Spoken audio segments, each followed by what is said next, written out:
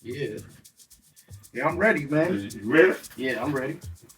Yeah, so, yeah. Mic check. You know what I mean? Yes, sir. Yeah. So, like that. Yep. We good? All right.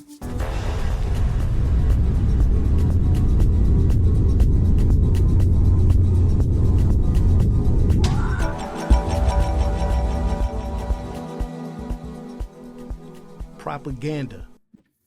What is propaganda? The definition says it all, and it reads propaganda is the information, especially of biased or misleading nature, used to promote or publicize a particular political cause or point of view.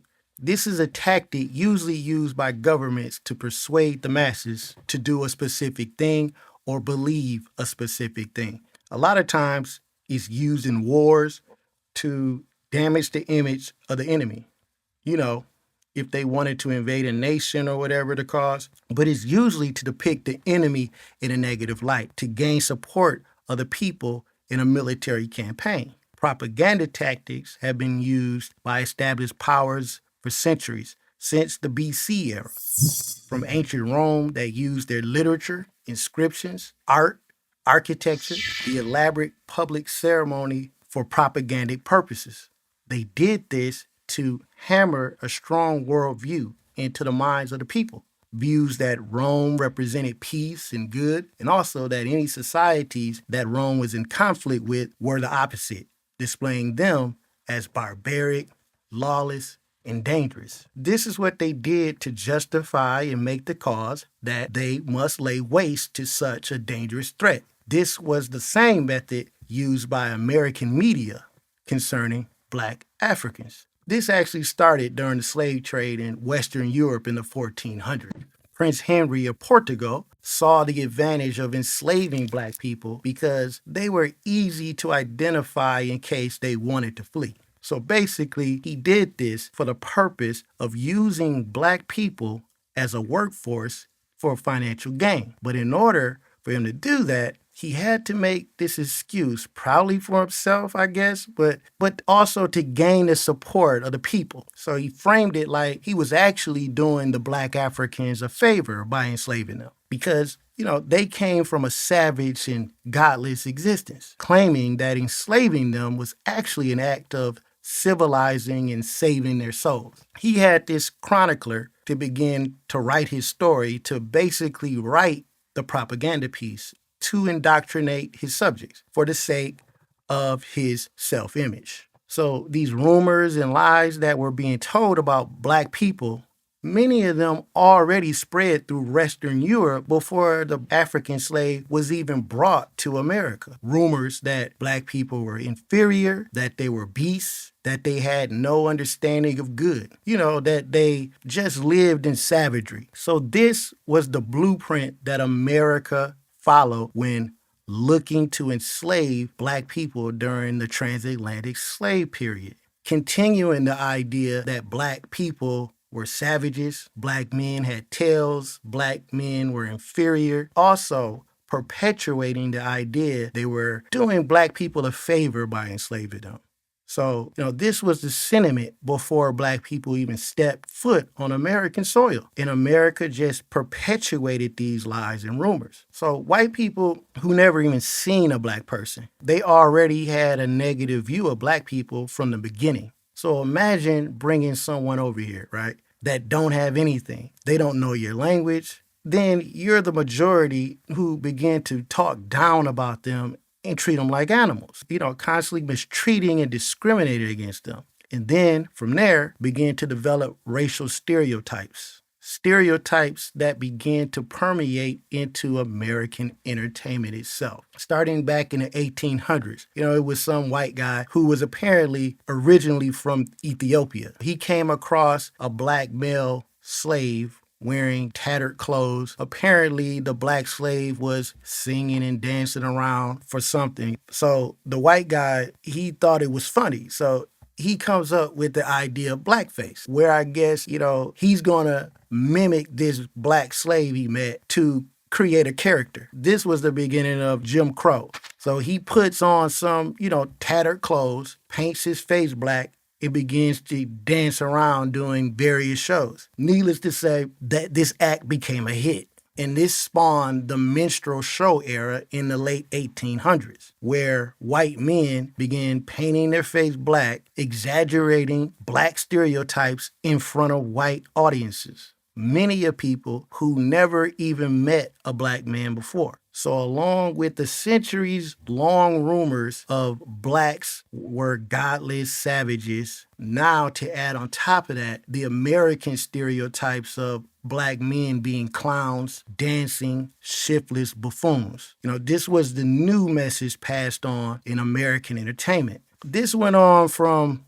the mid 1800s to the early 1900s, once they decided to use real black men to actually buffoon around themselves. In 1910 or 1912, something like that, right? The first black man in film was Burt Williams. Keep in mind, he was black, but he still wore blackface. This is the origin of the depiction of black men in American entertainment. Now, moving on to the 20s and the 30s, there was a plethora of material that was out there portraying black images like books, pictures, cartoons, all of which were stereotypes of exaggerated black features similar to blackface. And these were the materials that was in mass production portraying the black image. So once again, these were the perceptions of black people and black men of the time. Basically, black people buffooning around was the preferred entertainment of white people when concerning black folks. I watched this documentary. It was called Ethnic Notions. Some of these clips I'm showing comes from that documentary. But on that documentary, they talked about 4 of the most used stereotype personalities about black people in film and television. One was the big overweight mammy who takes care of her white family better than she takes care of her own family. Another was the jovial coon who doesn't seem to see nothing wrong with anything in the world. He's content and subservient. He's always jucking and jiving around, cackling and laughing all the time. Then you had the older uncle, and then you had the shiftless young black male who's aimless and lazy, right? Black folks didn't even have anything back then. So apparently he was deemed lazy because he didn't want to pick their cotton.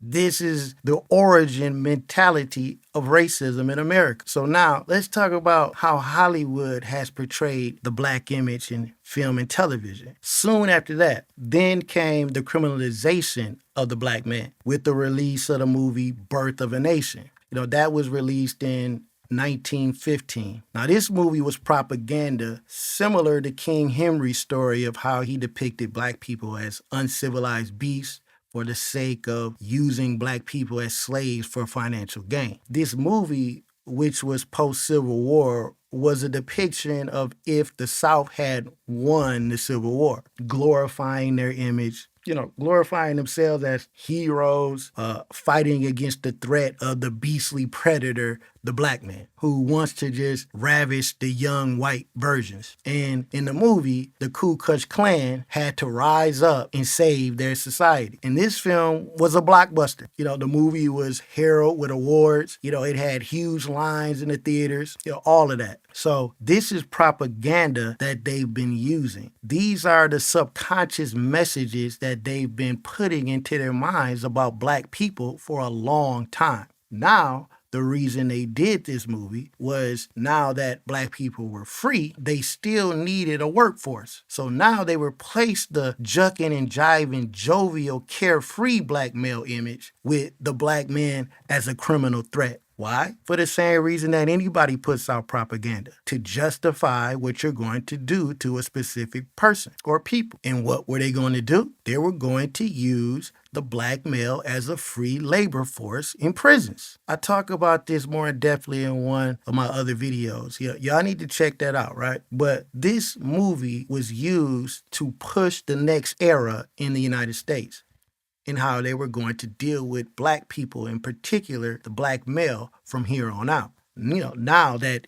the black slaves were free. Another thing this movie was used for was to motivate the growth of the KKK, basically influencing a local terror force for the black community to help keep black people in line and subjugate them. The Ku Klux Klan membership skyrocketed after this movie, as well as racial terror aimed at the black community. It's crazy because if you really look at the situation today, black people make up 13-14% of the population. And back then it was even less. I think it was maybe half of that. That means white people made up 90+% of the population in America. And even now, they want to victim shame you if you speak out about the victimizing, the discrimination, the bullying, the terror that black people, have experienced with racial violence in America. I mean, black people had nothing, not numbers, no power, no money, no government support, no police support.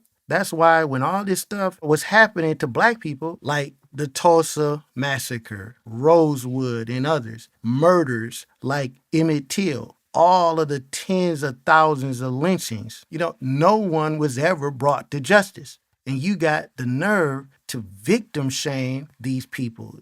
You still have the audacity to talk down on these people. No reparations was given. I don't see where white people come up with this fantasy that black people are supposed to be able to thrive and overcome with nothing. I don't get that belief. Like I said in a video I did speaking on my views of reparations, 0 times 0 equals 0. But this is the audacity of racism. The black man is lazy because he doesn't want to pick your cotton. 400 years later, the black man is lazy because he isn't working to build your companies or sweep your floors. No, the black man is not lazy. He just doesn't want to work for you because you usually want to use him to do the leftover jobs that you don't want to do. And white people can't fathom this idea. It goes back to the idea that they believe they're doing you a favor by enslaving you. And it's just your lot in life to be under them, and you should be comfortable being under their thumb. This is the mentality of racism. And that's why even white people who don't believe they're racist, they still hold these kind of views and they don't even realize it. The black man was freed from slavery with nothing. Literally, he's been under the control of another human for centuries. Literally freed right out into the street. They told them, you're free to go. Go where? He doesn't have a home. He doesn't have a city of his own. He doesn't have a manufacturing company. His only option is to go back to work for the person who enslaved him because the American government gave the land back to the slaveholders. Now, how dare he not want to go back to work for them? So some black men just loitered.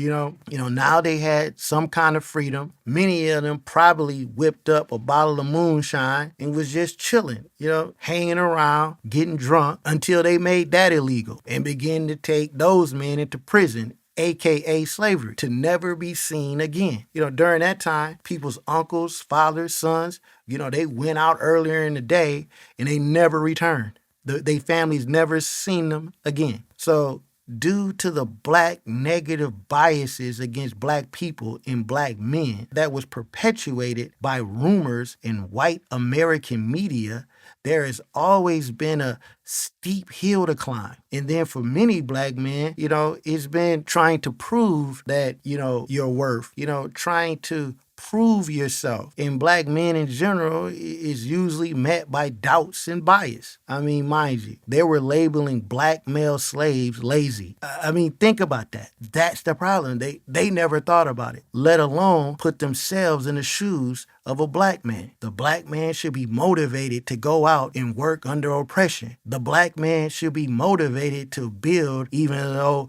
all through history, when they built something for themselves in America, it was destroyed. Or on the flip side, as a black man, you've never been taught anything positive about the real black achievements in school. And on top of that, you've never seen an example of real success around you. So you don't believe in yourself. And even if you did, none of the resources or opportunities are anywhere around you. Very few of your uncles own a business that you can go and work for. Your father's friend who's the manager or owner of a corporation, you're not seeing that. So that black man is stigmatized as lazy. Oh, he doesn't want to get out of bed. They don't want to take care of their kids. That sounds like depression to me. But black men are not human. Lord willing, being enslaved and oppressed would have that effect on somebody. But look at this person or look at that person. They succeeded, so can you. And I guarantee most of those successful black men have made far more money for white-owned corporations. Sorry that most black men wasn't strong enough with all the odds against them, from the beginning to, just go out and excel and build the white man society. Maybe they just wasn't strong enough to kiss the rear ends of the same people who oppressed them. Cooperate with a society that has shown little to no regard for you. Because that is exactly what they were expected to do. Just let bygones be bygones. Forget about the centuries of slavery. Forget about the being freed with nothing and somehow expected to flourish or not expected. Forget about the lies and the propaganda used against you. Forget about the stealing. Forget about the discrimination. Forget about the murders where no one was held accountable. And just get up fresh and motivated and go out. Use your life and your talents to once again go and build up the white man society. You see, to get you to do what they want you to do, they use propaganda to shame you. Be an asset to society.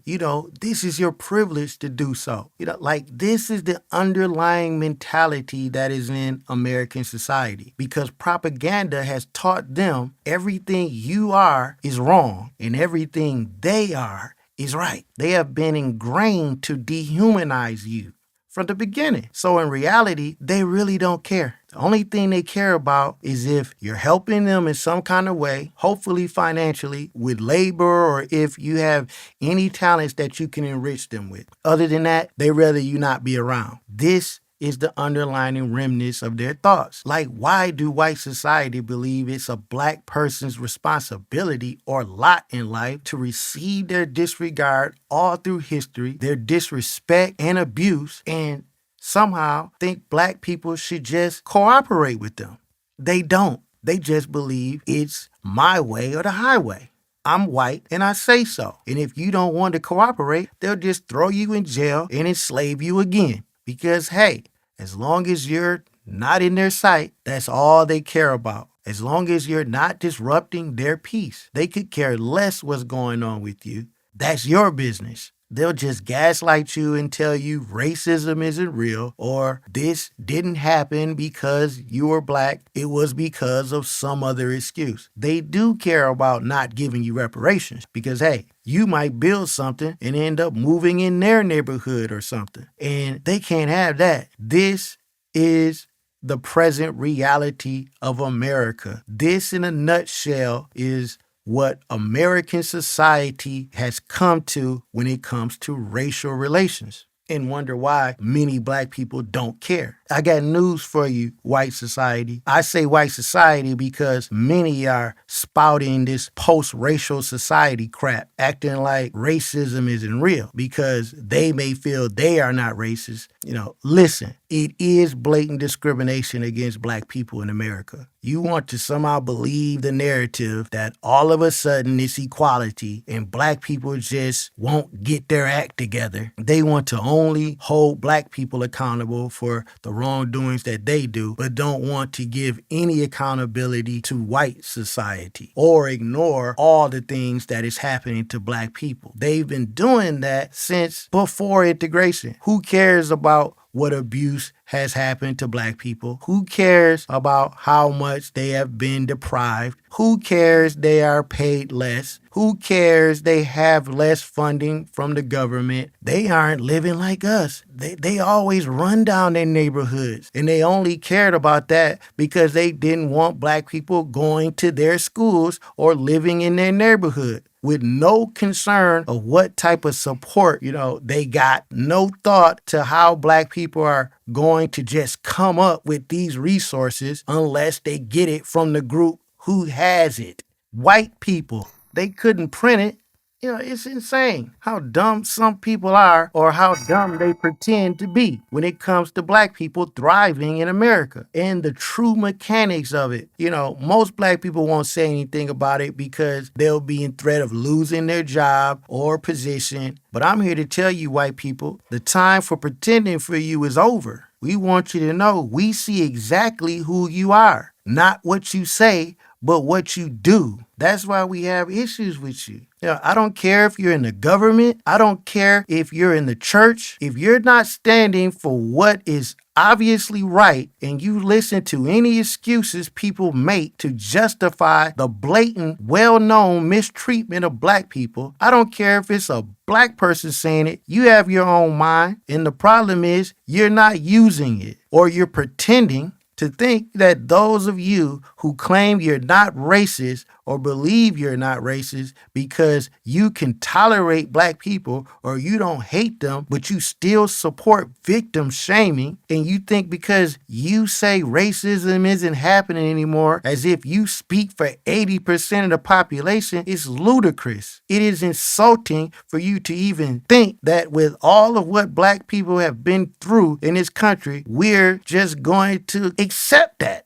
That is ludicrous. If you don't support any real reconciliation for the mistreatment of these people, you stand in the middle or even flirt with racial bias and only pointing the finger at black people and how they need to be held accountable. If that's what you're doing, I have to say, you're blinded and you're biased in maintaining white supremacy, where you don't want the same thing for black people as you want for yourself, which means you see black people as different than yourself. And if different, you see them as less than, whether you're conscious of it or you're unconscious of it. But I want you to know that until you support justice for black people, financial justice, that's just the way we see it and the way we really think about you.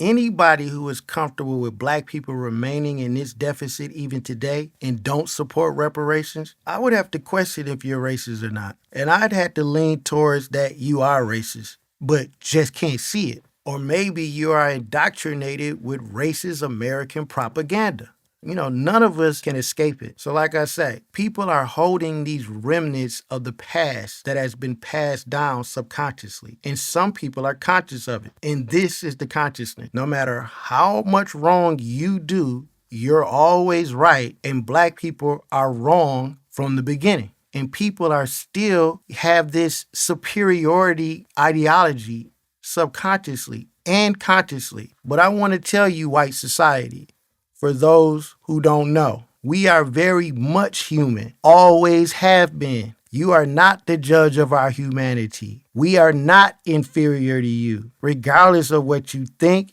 regardless of what you feel. We don't have to prove our humanity. We don't have to prove our worth to you. We don't owe you our freedom. Freedom is God-given. Really, we don't owe you anything. And to tell the truth, you owe us.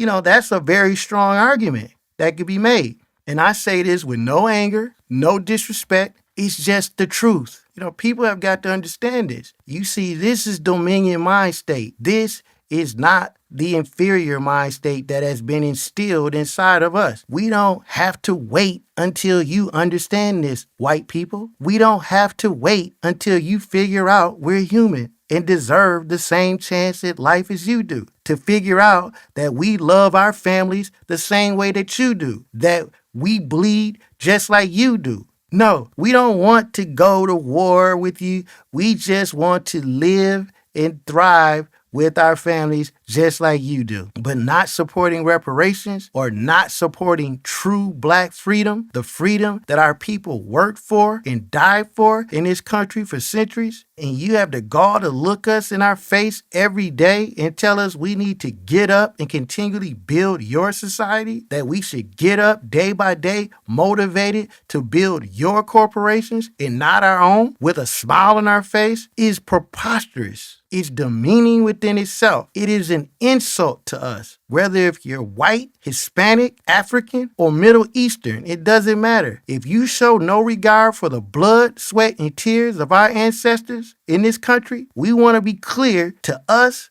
We see it as you hold no regard for us or our families. And in return, don't expect any regard from us. And this is the perpetual cycle when justice is not done, because we know that you feel we have to yield to your way of thinking. If we don't, we're just wrong. We know the game plan. Continually to cooperate and work the rest of our lives using our talents of any or our abilities to build up your corporations, not our corporations we own. That's not showing us you're an ally.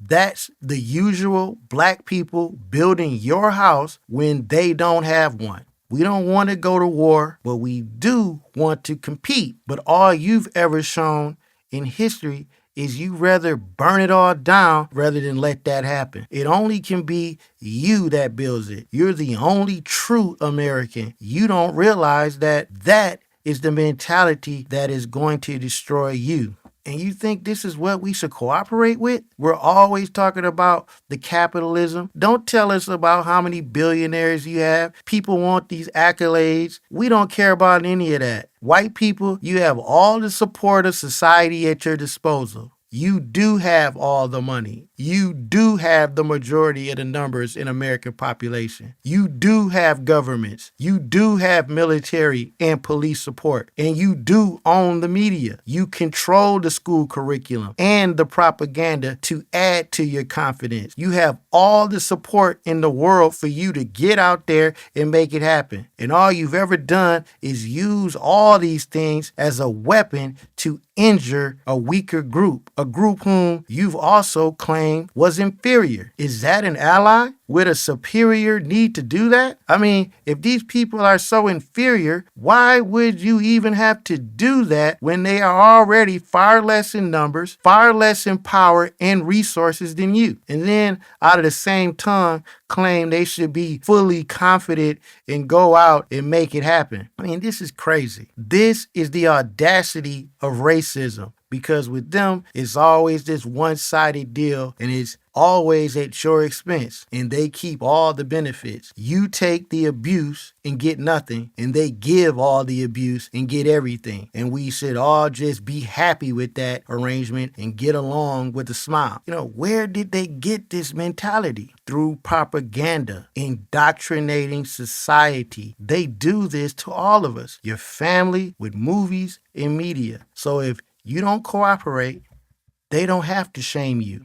Someone in your own family will, or they'll get someone in your race to do it. And it all adds up to a continuous mountain of abuse against black people, especially black men. Using propaganda in the media, continually making excuses and justifying the continued abuse against black people in America. And now the new thing is, if you say something about it, you're a victim or you're racist. More shaming, victimizing a group that was 7% of the population that had no finances, no government, no rights, no means to defend themselves. And they feel absolutely no shame about it and feel no need to reconcile anything because Ben Shapiro told them that that's not the reason why black people are in the condition that they're in. This is the sad part. In the past, they would have just criminalized you like they did to Martin Luther King and other civil rights leaders. But you know what? They still believed that they were right, and many in white society believed it as well. Now that Martin Luther King is gone, by murder and terror, which is more racial abuse in America, basically sending a message to others who may be thinking and following in his footsteps, don't think about it if you know what's good for you. But now they can use clips of Martin Luther King's speeches, not any that goes against their agenda, just the clips that promote what they want to promote to society. To put all this together, they use propaganda against black people in America. For one, to have societal protection and support against a feared, paranoid black revenge. 2, to participate in hindering black prosperity. And 3, to have societal support in justifying the treatment against black people, in particular black men, painting them as the bad guys of society, to have no sympathy in re-slaving black men in the prison system. And 5, to have societal support in not being held accountable for the slavery and discrimination they've caused towards black people, i.e., not awarding black descendants of slaves reparations for slavery and discrimination. They'll continually support propaganda against you. They don't want to have to pay the bill. And they'll continually bring as many people as they can over here and indoctrinate them against you to fulfill that aim.